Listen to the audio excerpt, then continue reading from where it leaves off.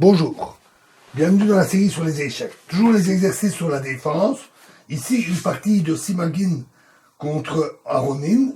Et les blancs jouèrent tour prend B7. Alors, comment que les noirs doivent se défendre?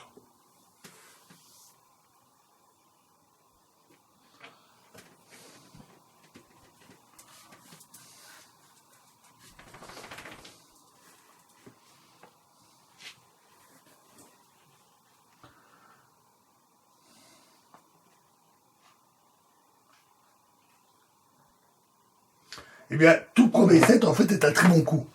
Parce que les blancs sont en fort désavantage. Fou G6, par exemple, échec aurait par exemple été plus faible.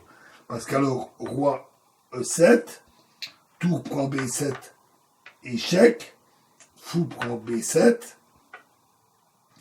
dame prend A4, et roi prend E6. Et le déficit matériel des blancs reste relativement reste fort important. Une tour contre et deux cavaliers contre la dame. Donc c'est les blancs sont loin d'être sortis des ennuis. Donc remettons nos pièces.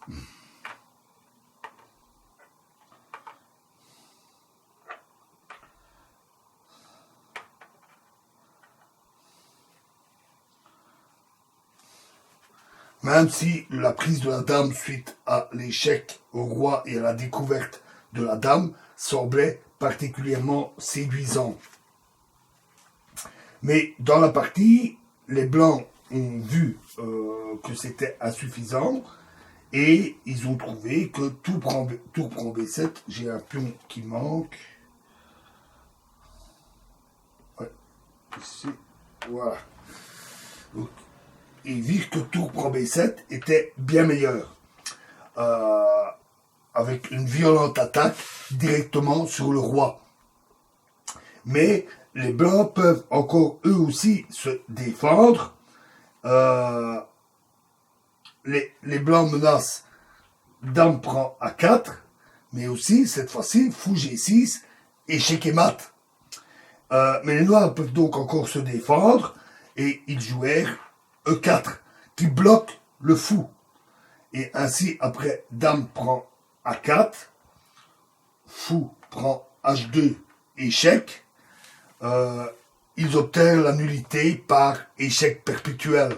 Roi H1, fou G2, fait G3, échec, roi G1, fou H2, etc.